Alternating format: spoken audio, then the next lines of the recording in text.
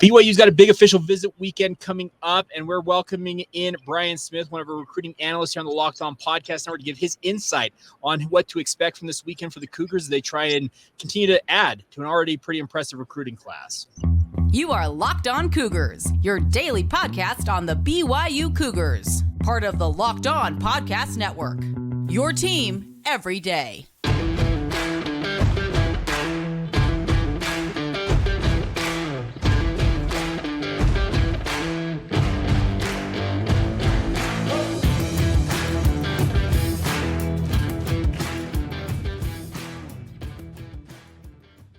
What's up, everybody? I'm Jake Hatch, your host here on Locked On Cougars, resident BYU insider. Thank you for making Locked On Cougars your first listen of the day. Appreciate you guys being everydayers with us here on the Locked On Podcast Network. Please welcome in now Brian Smith, of course, our recruiting analyst for the Locked On Podcast Network, doing a lot of good things, covering all things recruiting, but based down there in Florida. But nonetheless, Brian, thanks for taking the time. How are you, sir? Doing very well. It's beautiful here in Florida, but it is hot. I'd like to be in Utah right now a little bit more than I would Florida, to be honest with you. Well, Utah is getting quite warm ourselves. I guess the one thing that's the big difference is the humidity, obviously. It's not even comparable. Yeah, no doubt about that. Well, appreciate taking the time as usual. But I wanted to start off. BYU got a fairly significant commitment recently in Ryner Swanson, a 3-star prospect, which recruiting service you happen to frequent. But a guy out of Laguna Beach, California, has ties to BYU via his mom, and obviously he is a member of the LDS Faith, the sponsoring institution of BYU. Just give me your overall sense of who he is as a prospect in your eyes. This is a kid that can be a flex tight end. He can help you play in the hip if you want, like as an H-back or something, if you wanted to do that as he gains weight. But most importantly, he can catch the football. BYU, as I think anybody that follows the Cougars knows, catching the football is something they have done for decades. So he fits right in. And I think he'll give them a big-bodied option. I don't think he's going to be just a guy that's going to be in the middle of the field. He'll move out. They might use him in the red zone out wide. If you get guys like that, it can help reduce the advantages some other schools have in recruiting, because it's just one guy out there, man. You only got to beat one guy instead of trying to pound in the football in the middle of the field. So it's probably why BYU's always done that. And then Lavelle Edwards, shout out to him, one of my all-time favorite coaches, kind of started that trend a long time ago. This kid can be an impact player for the Cougars. Now, obviously, BYU, you mentioned you know the background, their strong tradition of tight ends. Jackson Bowers just came in this most recent recruiting class, so it looks like on paper BYU's set up at that position to have a nice run of tight ends. It looks like for the foreseeable future. When it comes to guys like Bowers, and in this case a guy like Ryner Swanson, is this day and age of tight ends, I guess this is more of a philosophical question, where they're more of just big pass catchers, bigger bodied receivers that pack on that extra weight? Does that make sense? That's exactly what I think it is. The exceptions to the rule, though, are still the guys that make guys miss after the catch. Like there's a certain guy that played at Iowa that is now a 49er that makes guys look just dumb. He was like 195 pounds or something going to see, and he developed weight. There are random stories like that. And that's what, Travis Kelce, he makes people look stupid in space. That's the exceptional guy. But even just a kid that's 230, how do you defend him? Think about it. If it's 3rd down and 2 and they come out in 22 personnel, 2 running backs, 2 tight ends, and they put poke tight ends out, what does a defense coordinator do? So, you got a guy that's a linebacker on a guy that can catch the ball, run routes. That's how you win in today's football, though. BYU has done that longer than most, to be honest, with the West Coast offensive style and all that. But I think he is the perfect example of what you're talking about. He's going to gain some weight, sure, and he'll be able to block a little, but it's pass catching. That's what's going to make the difference for him in a BYU uniform. I guess along with that, you mentioned the fact you gave a shout out to Lavelle Edwards, and knowing your background, you're well aware of the tradition BYU's had offensively over the years, quarterbacks, tight ends, that type of stuff. Where do you think BYU stacks up right now just in the recruiting pantheon out there now that they're making the move to the Power 5 level? That's actually something I was going to throw to you in some capacity, because not only have they recruited the Southwest in general good forever. You think about the Heisman winners, the guys that went on to the NFL, et cetera. They've come from all over. New Jersey, California, Texas, wherever. McCoy, guys like that, like Texas got guys locally. Colt McCoy comes, they get 85% of their kids in state. They can. BYU's not in that boat. But now they're joining a conference where most of the schools are in Texas. Does that change their recruiting immediately? Maybe. But I think long-term it will more as people become more and more acquainted with the institution. They'll make more and more inroads. And they've recruited Texas anyway. Don't get it twisted. But that'll open more doors. I think that they're behind because of a lot of the things that people associate with them in terms of being just so far away and so remote from California, Florida, Texas. It's still a long way. So playing those games in the state of Texas, though, that is huge. And I think that it'll benefit them, especially 2-3 years down the road after they've been through the cycles and their coaches go out on the road a bunch down there. Huge advantage for the Cougars.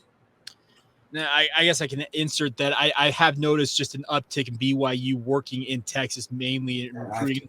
Like Ty Detmer won the Heisman Trophy. He's a Texas high school legend in his own right, but ended up going to Provo, and obviously we all know what he did as a Cougar. But I think they've realized, you know what, we're going into a conference, as you mentioned, that is very Lone Star State centric, and if you don't recruit there, you're kind of doing yourself. It doesn't work.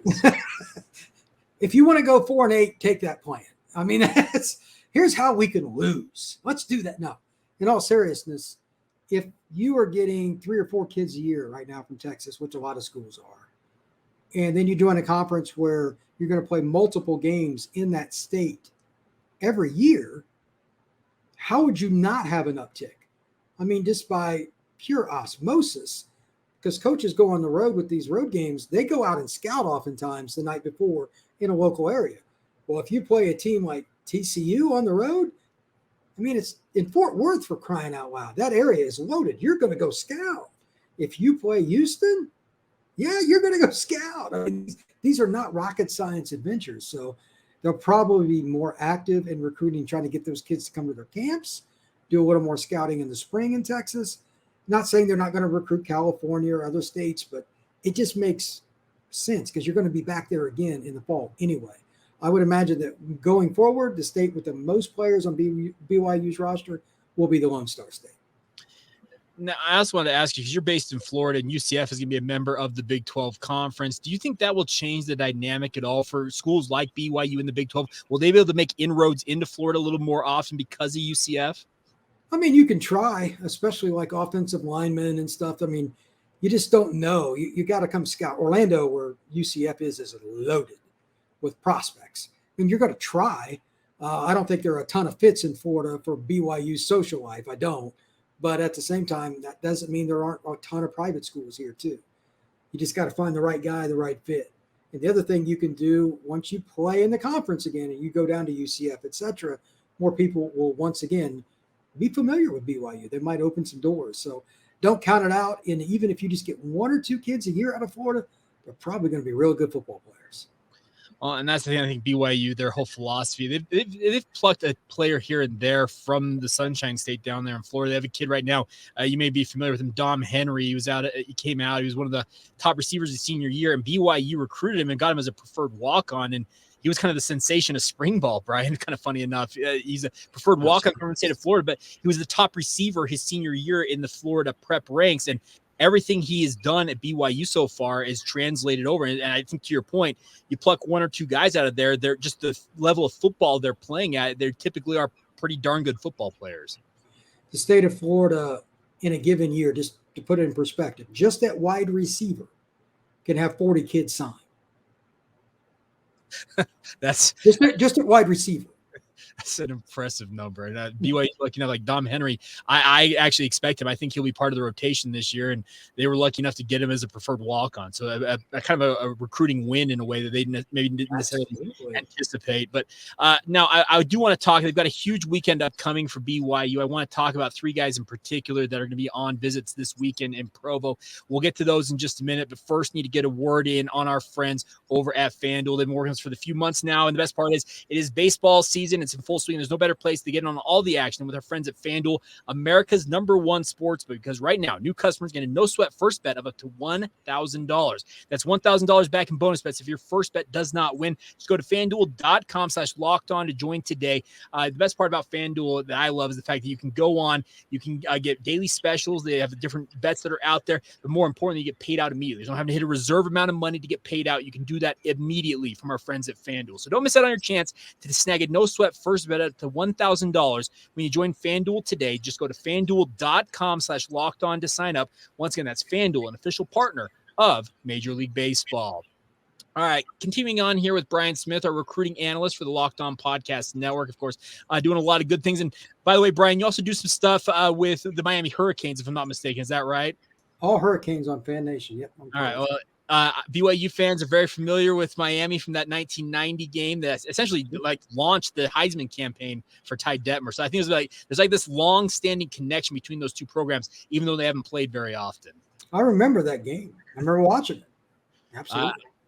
My dad talks about it to this day. He was lucky enough. He was in the stands that night with my mom, and he'll tell you the story if you ever get a chance to meet him about me throwing a fit. I was like 4 or 5 years old at the time. I was just irate. I couldn't go to that game, and I'm even more irate the fact that I could have seen a historic upset of that nature, and I didn't get to go. So one of those fun things about it. Miami and BYU, that was probably one of the best games of the David Goliath kind of things. They were ranked #1 if I remember right. So Miami defending national champions coming into Provo. Ty Detmer he was a decent player, but he hadn't become the household name he would ultimately become. And obviously engineering that upset was just absolutely gargantuan, as you mentioned. All right. That aside, let's talk a little bit about the weekend ahead for BYU here in recruiting, Brian. Now, they have 3 notable prospects that I wanted to ask you about in particular, guys that are coming on visits. But I want to start off with one. These guys are all fairly local, but Davis Andrews, I think, is just a huge name. I actually call some high school football games out here in the state of Utah, and I actually got to call about 5 of his games a year ago for American Fork High School. And each time I saw him, he seemed to get better and better every time I saw him out there. Give me your sense of a guy like Davis Andrews, who's got Notre Dame, Utah, some of these big name programs after him. If you want to talk about a player that can play a lot of spots, and I'm sure in Utah he just dominates, Davis would be a really good one. I'm sure he could play running back. I'm sure he could play slot, whatever. They like to put him in the middle of the field and let him just hammer people. He's projected to play safety at the next level. The recruitment for him is unique.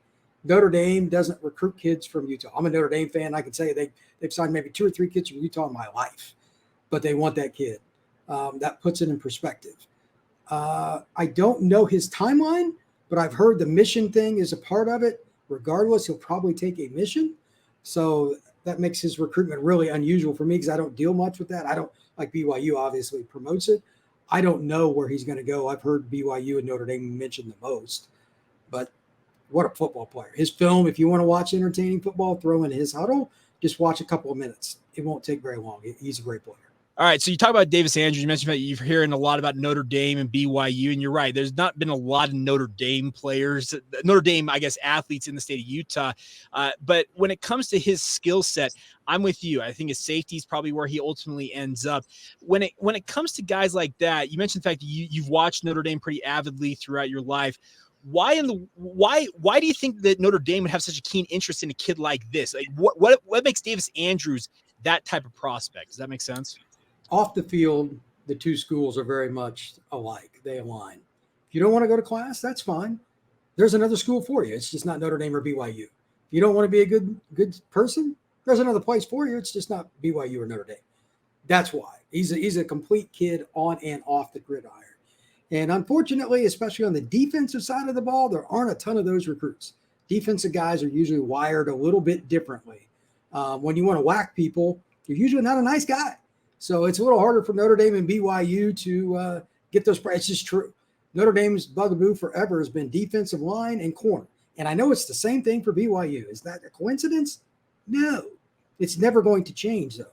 Those kids usually don't have as good of grades, et cetera, et cetera.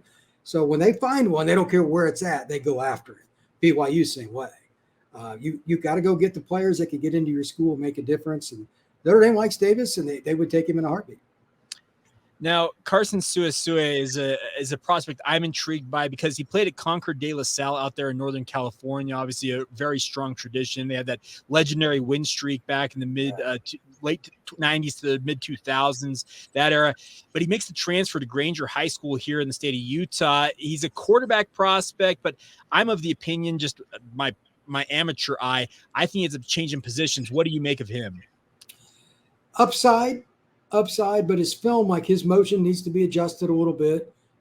He can sling it though. I mean, if you want to take a kid that can develop long-term, it would be interesting for a lot of reasons. Number one, he's got height. He's got the natural height you're looking for in a quarterback, and he's pretty mobile. Maybe they run a little more RPO. He's done some of that at the high school level. He's been coached. I mean, he was at De La Salle. He's been coached. So I just think he needs to work on refinement with quarterback play, which is extremely hard. Not going to sugarcoat that. But is he an impact guy? Probably not. He's a redshirt kid, kind of go through the system. And then you just got to bring up the obvious question. With kids today, how many quarterbacks are patient about playing? What is it, 1%? Maybe 2%? So I was talking to somebody the other day, and let's just use an easy one. If you follow college football, you know Ohio State doesn't struggle recruiting quarterbacks, obviously. They just took a kid out of the state not all that long ago that everybody wanted in Brown. They're going to lose a kid every year, and it's Ohio State. So if you're BYU, just like anybody else, you just take as many good players as you can. Who leaves is who leaves. Quarterback is the most volatile spot on the roster. There's nothing you can do about it. I would take him as a quarterback. If it didn't work out, I'd offer him, a chance to play another spot. But I would take him at quarterback first just because he has a high ceiling. Now, he's a low floor guy too because he's not refined. 85% of the quarterbacks in the country, and I get to see a ton of them at Elite 11 and stuff. I go out there and I'm like, wow, this kid has a long way to go. I say that all the time. But you got to work with something to begin with, and he has the physical tools. So, yeah, he's got a chance. Now, similar vein, Faletau Satuala, he's a kid that a lot of programs are after him, but he's been very quiet in terms of his recruitment. He doesn't crow a lot on social media, but I had a chance to see him twice last year with my own eyes. And I saw a guy, you mentioned like Carson Suasue, you probably bring him in as a quarterback, but then you ultimately, if it doesn't work out, you offer him a chance to play at another position. I feel like a guy like Satuala in that same vein. Yeah, he's not a quarterback, but he can play similar to Davis Andrews and these other guys we've already talked about, multiple spots on the football field. Give me kind of your assessment of a guy like that and his ability to maybe contribute in multiple facets. Number one, wherever he goes, he's going to play special teams from day one. He's at that size. He's give or take 200 pounds.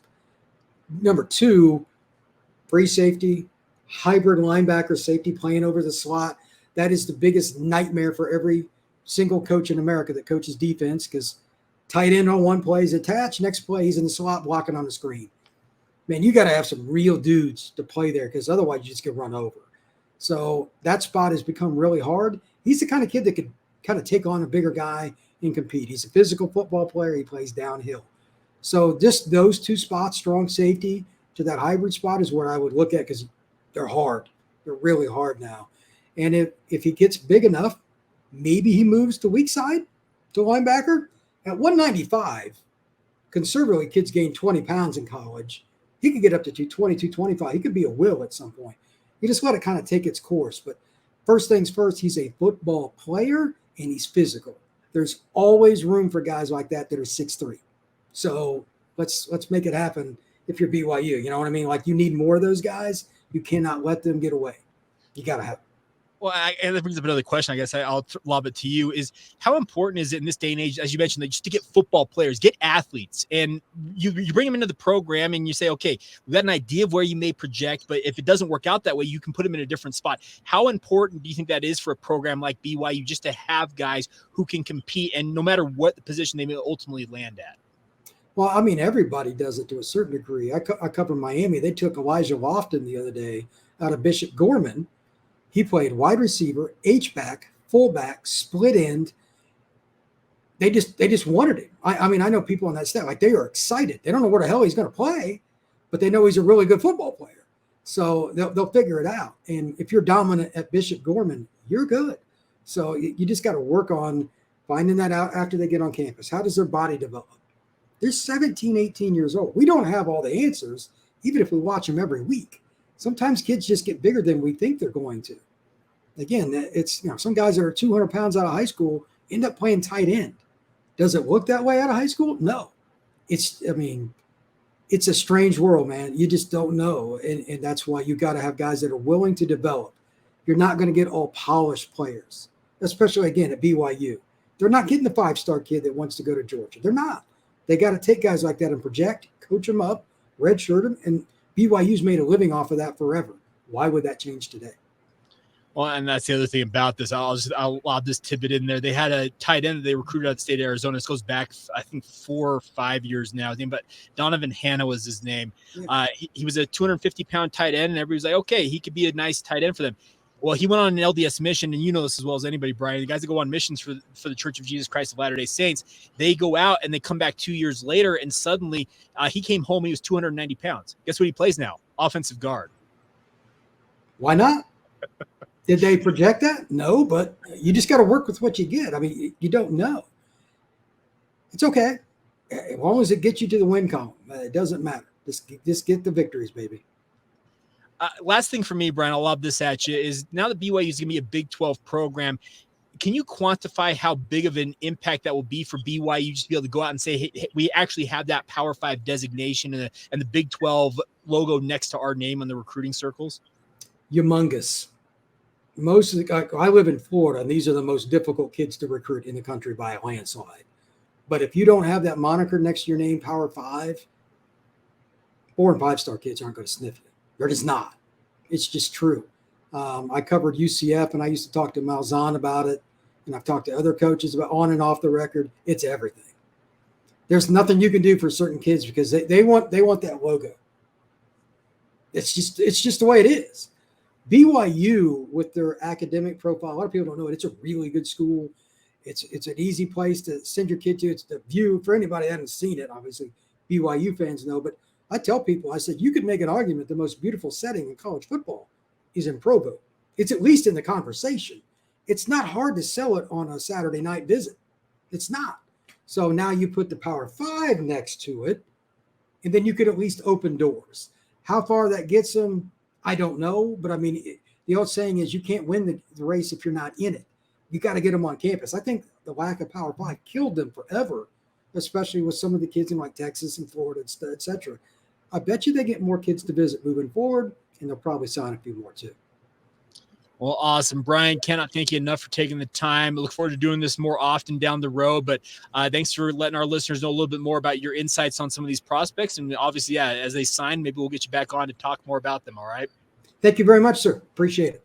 There you go. Brian Smith, of course, covering all things for us here on the Locked On Podcast Network, as well as covering the Miami Hurricanes. A big thank you to all of you once again for making us your first listen of the day. Encourage you guys, if you have not done so already, make sure you check out the show on YouTube, wherever you get your podcasts as well, Apple Podcasts, Stitcher, Spotify, Google Podcasts. You guys know the drill. And also thank you once again for being everydayers with us right here on the Locked On Podcast Network. Until next time, this has been the Locked On Cougars Podcast.